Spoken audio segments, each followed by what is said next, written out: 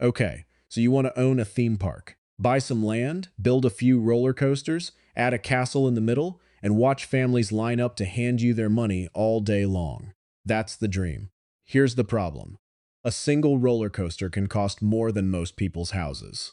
The characters walking around greeting guests are often the most expensive marketing tool in the entire business.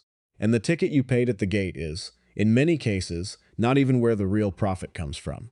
Let's take this apart the way someone who actually runs one of these places has to see it. First, the land. A major theme park needs somewhere between 100 and 2,000 acres, depending on how big you want to go. Walt Disney World in Florida sits on over 25,000 acres, though most of that is undeveloped buffer land, hotels, and parking. Even a mid-sized regional park needs enough space for rides, walkways, parking lots, and backstage areas where staff move, food gets prepared, and equipment gets stored completely out of sight from guests. That backstage area alone can eat up nearly half the total property. Then comes construction, and this is where the sticker shock really begins. A single major roller coaster, the kind that becomes the headline attraction on a park's website, can cost anywhere from $10 million to over $100 million. Universal's Hagrid's Magical Creatures Motorbike Adventure reportedly cost around $300 million once you include the surrounding themed land around it. That is not a typo. $300 million for one ride and its immediate surroundings. Why so expensive? Because a modern ride is not just steel track and a motor. It needs magnetic braking systems, computer-controlled launch mechanisms, redundant safety sensors that shut the whole thing down if anything looks even slightly wrong, and enough insurance coverage to satisfy regulators who inspect these machines constantly. On top of the ride itself, you need the theming around it, the fake rockwork, the sound systems, the smell machines, in some cases, all designed to make you forget you are standing in a parking lot in the middle of a city. Building an entire park from scratch, before a single guest walks through the gate, commonly runs into the billions of dollars for anything at the scale of a major destination resort. Shanghai Disneyland cost around $5.5 billion to build. That is before a single churro was sold. Now, here's where it gets interesting. Because most people assume theme parks make their money from ticket sales, and that used to be almost entirely true. It is not anymore. That's only the beginning of the story. A single-day adult ticket at a major American theme park now often runs well over $150. That sounds like a lot of pure profit walking through the gate. But once you divide that ticket price across a full day of operations, staffing dozens of rides, running shows, maintaining bathrooms, security, and cleaning crews, the actual margin left over from the ticket price alone is thinner than people expect. Here's why.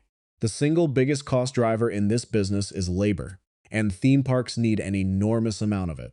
A major park can employ anywhere from 5,000 to over 70,000 people during peak season. When you count ride operators, food service workers, security, performers, and maintenance technicians who keep every mechanical system running safely. Payroll for a large park can run into the hundreds of millions of dollars every single year. And unlike a factory, you cannot simply automate most of these jobs away. Someone has to check every safety harness, by hand, every single time, before every single ride cycle. So if tickets alone barely cover the cost of running the place, where does the real profit actually come from? This is the part almost nobody outside the industry fully understands. The answer is everything that happens after you walk through the gate. Food and beverage, merchandise, parking, and increasingly, a whole layer of paid upgrades stacked on top of the basic ticket. Industry analysts have found that at some of the most efficient parks, in-park spending on food, souvenirs, and add-ons can rival or even exceed the revenue generated from ticket sales themselves. Think about why this makes sense. Once a family is inside the park, they are essentially trapped in the best possible way for the business. They cannot easily leave to get a cheaper lunch somewhere else. So a basic meal that might cost $8 outside the gates can be priced at $15 or $20 inside, and people pay it because the alternative is walking a mile back to the parking lot and losing an hour of their day.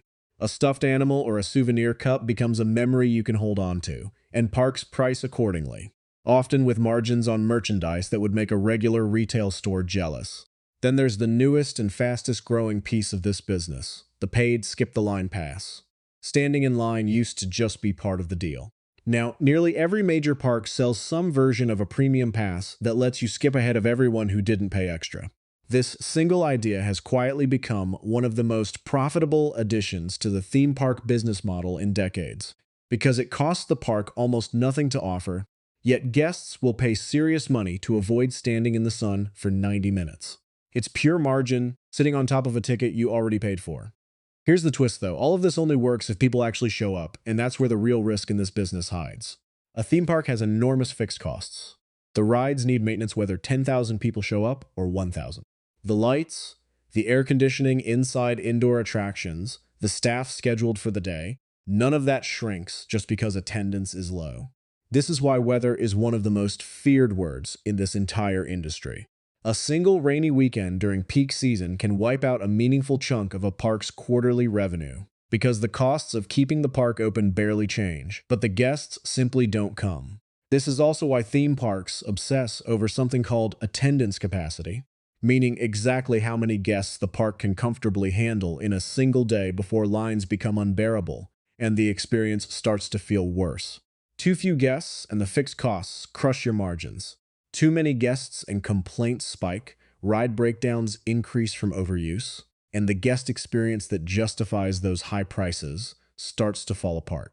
Finding that sweet spot and pricing tickets dynamically to manage it has become an entire discipline inside these companies, with teams of analysts adjusting prices day by day based on expected crowds, almost the way airlines price seats on a flight. Rides themselves come with their own hidden costs that most guests never think about. Maintenance. A roller coaster running dozens of cycles a day, in sun, rain, and heat, needs constant inspection. Tracks get checked for stress cracks. Restraints get tested every single morning before the first guest ever boards. Major rides typically go through scheduled downtime for deep maintenance once a year, sometimes closing for weeks at a time, generating zero revenue while the park still pays the technicians, keeping it safe. A serious mechanical failure on a headline attraction doesn't just cost the repair bill. It can quietly dent attendance for months, because that one ride was often the exact reason people booked the trip in the first place. Then there's the intellectual property question, which has reshaped this entire industry more than almost anything else. Parks built around a beloved fictional universe, whether it's a wizarding world, a superhero franchise, or a family of talking animals, tend to draw crowds far more reliably than parks built around generic, unbranded rides. But licensing that kind of content isn't cheap, and building an entire themed land around it, with its own rides, its own restaurants, and its own merchandise, is one of the largest capital bets a park operator can make. Get the theming right, and guests will travel across the world specifically for it. Get it wrong, or let it feel dated, and that investment becomes an expensive area of the park people simply walk past. So does owning a theme park actually work as a business? The honest answer depends entirely on scale and diversification.